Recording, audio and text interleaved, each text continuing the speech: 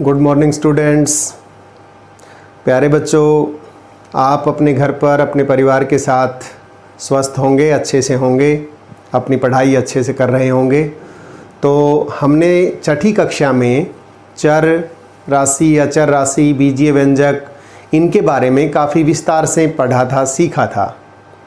आइए एक बार उन्हीं को हम थोड़ा दोहराने की कोशिश करते हैं। तो प्यारे बच्चों, चर राशि यानी वेरिएबल, उसके बारे में हमने सीखा था। शब्द चर या वेरिएबल का अर्थ है वह वस्तु जो विचरण करती है, वेरी करती है, अर्थात बदलती है। चर का मान निश्चित या स्थिर नहीं होता। चरों को प्राय अंग्रेजी वर्णमाला के अक्षरों X, Y, Z, P, Q इत्यादि से व्यक्त किया जाता है। इसमें हमने सुना अभी कि चर का मान है वो फिक्स नहीं है, निश्चित नहीं है, वेरी करता है, बदलता रहता है। एक उदाहरण की सहायता से मैं आपको समझाने की कोशिश करूं तो ये देखिए, मेरी मुट्ठी में कुछ बादाम गिरियां हैं। ये बादाम हैं कुछ। अब ये कुछ कह रहा हूं मैं, कितने हैं नहीं पता। तो जब तक इनका मान अपने को, इनकी संख्या नहीं पता है, तब तक ये चर कहलाएंगे। यानी इनकी संख्या कितनी है हमें मालूम नहीं है, तो चर से व्यक्त करेंगे कि हम इनको मानेंगे। एक्स मान लेंगे, पी मान लेंगे, क्यू मान लेंगे, कुछ भी मान लेंगे। और जब हम इनको गिन लेंगे, एक एक की गिनती कर लेंगे, और गिनती करने के बाद मान लो हमें पता चलता है कि ये 15 है। अब क्योंकि इनकी संख्या निश्चित हो गई 15, तो अब ये चर नहीं है।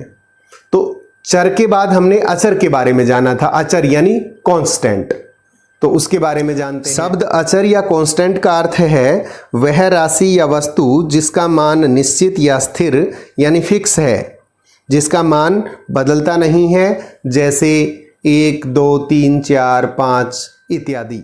बीजीय व्यंजक चर और अचर राशियों पर विभिन्न संक्रियाएं जैसे जमा, घटा, गुणा और भाग लगाने पर बीजीय व्यंजक बनता है।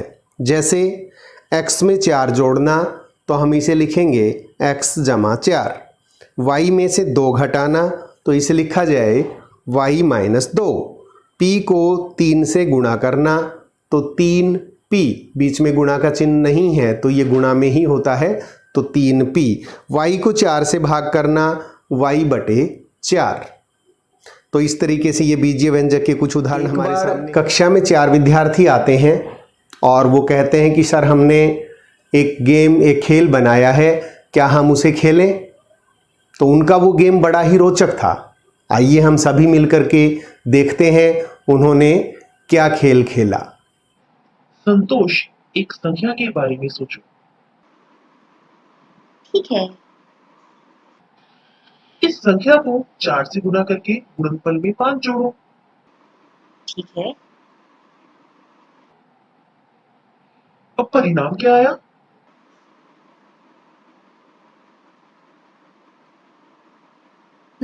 परिणाम 65 है।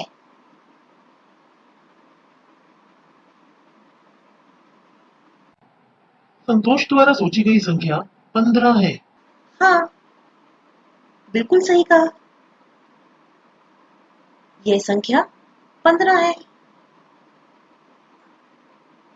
मैं हैरान हूं, तुमने ये कैसे सोचा?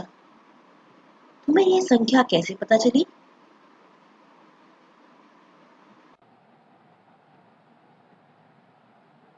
मायरा, एक संख्या सोचो। ठीक है। संख्या को 10 से गुणा करके गुणनफल में से 20 घटाओ। ठीक है। अब परिणाम क्या आया? परिणाम 50 है। मायरा, क्या आपके द्वारा सोची गई संख्या 7 है? हाँ, बिल्कुल सही कहा। यह संख्या 7 है। ये कैसे निकाला गया? इन बच्चों का गेम देखकर सभी बच्चे उस दिन बहुत हैरान हुए, और आप भी बहुत आश्चर्यचकित, बड़े हैरान हो रहे होंगे कि उन बच्चों ने ये सब कैसे किया। और आप सोच रहे होंगे क्या ये सब आप भी कर सकते हैं? आइए हम देखें कि गणित से इस खेल का क्या संबंध है। प्यारे बच्चों, उन्होंने ये सब समीकरण की सहायता से किया, तो आइए हम भी समीकरण बनाना, समीकरण क्या होता है एवं समीकरण के पक्षों को समझने और सीखने की कोशिश करते हैं। प्यारे बच्चों, किसी कथन को बीजीय व्यंजक के रूप में कैसे लिखना है, आइए इसका अभ्यास करते हैं। मान लीजिए किसी बच्चे के गुल्लक में कुछ रुपए हैं और माँ ने उसे 10 रुपए और दे दिए, तो इसे हम बीजीय व्यंजक के रूप में कैसे लिखें। बच्चे के गुल्लक में कुछ रुपए हैं,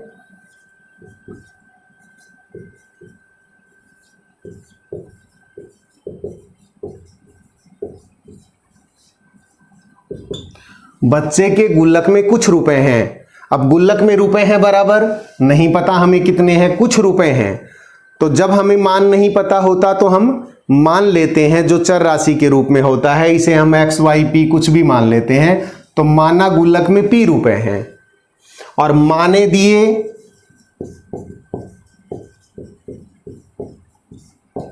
दिए बराबर 10 रुपए। गुल्लक में थे पी और माने दिए 10 रुपए। इसे बीजीय व्यंजक के रूप में कैसे लिखेंगे। अब देखिए, पी तो उसके गुल्लक में है और माने दे दिए 10, तो 10 इसमें जुड़ जाएंगे और ये बीजीय व्यंजक के रूप में लिखा जाएगा पी जमा में 10। अब यहां एक चीज देखने की है कि गुल्लक में यदि मान लो पहले 5 रुपए हैं तो 5 और 10 15 हो गए। अगर गुल्लक में 5 हैं तो कुल हो जाएंगे 15। मान लो उसके गुल्लक में पहले 8 हैं तो 8 जमा में 10 18 हो जाएंगे। मान लो गुल्लक में पहले से ही 15 हैं तो 15 और 10 25 हो जाएंगे। यहां पर हम देख रहे हैं कि गुल्लक में जो रुपए हैं वो निश्चित नहीं है, फिक्स नहीं है। तो जैसे ही हम गुल्लक के रुपयों की मान बढ़ाते हैं या घटाते हैं, उसके पास कुल रुपयों का मान भी घट बढ़ रहा है। यहां पर जो गुल्लक में रुपए हैं वो फिक्स नहीं है, पी का मान कम ज्यादा हो जा रहा है, बदल रहा है। इसके बाद आइए एक और कथन देखते हैं जिसे हमें लिखना है। इस कथन में बच्चे के पास कुछ रुपए हैं तथा मां ने उसे 15 रुपए और दे दिए और अब उसके पास कुल 35 रुपए हो गए। तो यहां बच्चे के पास कुछ रुपए हैं, वो हमें नहीं पता कितने हैं। यहां पर फिर से बच्चे के पास जो रुपए हैं उनका मान हमें नहीं मालूम, तो वो मान लेते हैं कुछ भी कि बच्चे के पास जो रुपए हैं उसे यदि हमने x मान लिया, बच्चे के पास जो रुपए हैं उन्हें x मान लिया, तो मां ने कितने और दे दिए 15। तो अब उसके पास कितने हो गए x प्लस में 15। पर यहां एक चीज और कह रहा है कि अब उसके पास कुल 35 रुपए हो गए, यानी जो पहले थे वो और जो 15 रुपए दिए वो मिलकर के कितने हो गए 35, यानी बराबर में 35। तो यहां पर देखिए पीछे वाले कथन में और इसमें अंतर है। यहां पर x का मान हमें क्या रखना पड़े कि 15 में क्या जोड़ें 35 हो जाए। तो प्यारे बच्चों कोशिश करो, 15 में क्या जोड़ें 35 हो जाए। शाबाश, बिल्कुल सही सोच रहे हैं। कितना जोड़ दें 20। 15 में 20 जोड़ेंगे तो हमें 35 प्राप्त होगा। तो यहां पर जो x का मान है वो निश्चित हो गया। हम यहां पर 20 ही रख सकते हैं, 20 और 15 का जोड़ ही 35। यहाँ x के मान पर शर्त या प्रतिबंध मीन्स कंडीशन लगी है। ऐसे बीजगणितीय व्यंजक जिन पर प्रतिबंध लगा हो उन्हें समीकरण कहते हैं। एक समीकरण चर पर एक प्रतिबंध होता है। प्रतिबंध यह है कि दोनों व्यंजकों के मान बराबर होने चाहिए तथा दोनों व्यंजकों में से कम एक में चर अवश्य होना चाहिए। एक समीकरण में समता या समीका यानी इक्वलिटी का चिन्ह सदैव होता है। समता का चिन्ह यह दर्शाता है कि चिन्ह के बाईं ओर यानी लेफ्ट हैंड साइड के व्यंजक का मान चिन्ह के दाईं ओर यानी राइट हैंड साइड के व्यंजक के मान के बराबर है। आइए अब इन कुछ कथनों से समीकरण लिखने का अभ्यास करते हैं। हमारे सामने 3 कथन दिए गए हैं। इन 3 कथनों से 3 समीकरण बनाने की कोशिश करते हैं। पहला कथन है किसी संख्या के 5 गुणे में 6 जोड़ने पर 51 प्राप्त होता है। अब संख्या क्या है नहीं पता हमें, तो संख्या को हम मान लेते हैं। अब माना कि संख्या हमारी x है, तो संख्या के 5 गुणे, तो इसका 5 गुना क्या हो गया 5x। संख्या के 5 गुणे में 6 जोड़ने पर, तो इसमें कितना जोड़ेंगे 6 जोड़ने पर 51 प्राप्त होता है। तो इसके बराबर क्या आ जाएगा 51।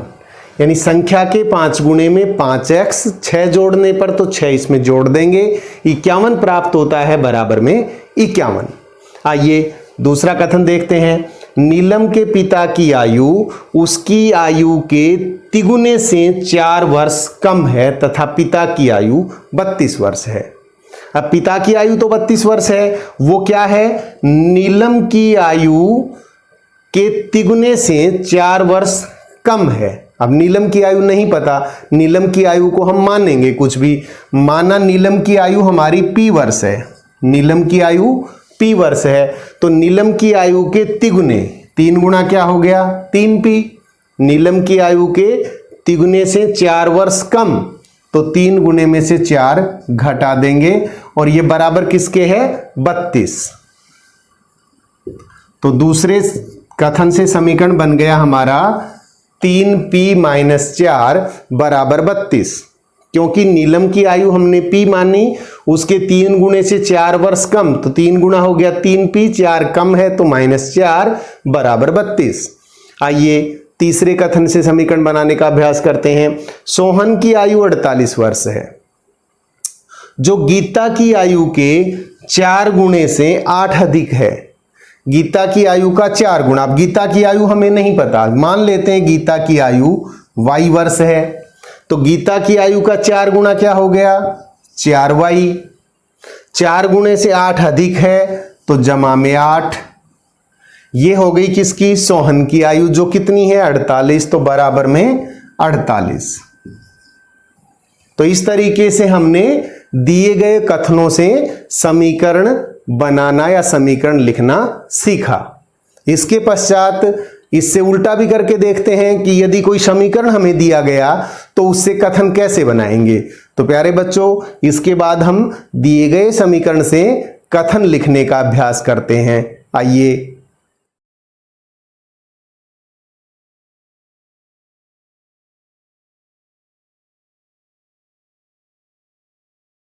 आइए समीकरण 4y - 6 बराबर 42 के कुछ कथन बनाते हैं।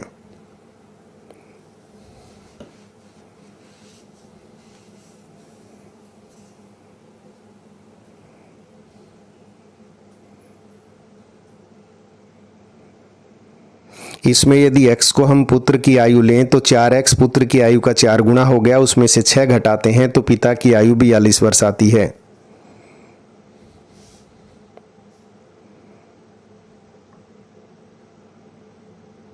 यहाँ यदि x को एक संख्या लेते हैं तो 4x संख्या का 4 गुना हो गया, उसमें से 6 कम करें तो 42 प्राप्त होता है। यदि x को आम की एक टोकरी माने तो 4x यानी 4 टोकरियां और उसमें से -6 का मतलब 6 आम खराब होने के बाद निकाल दें तो शेष 42 बचते हैं।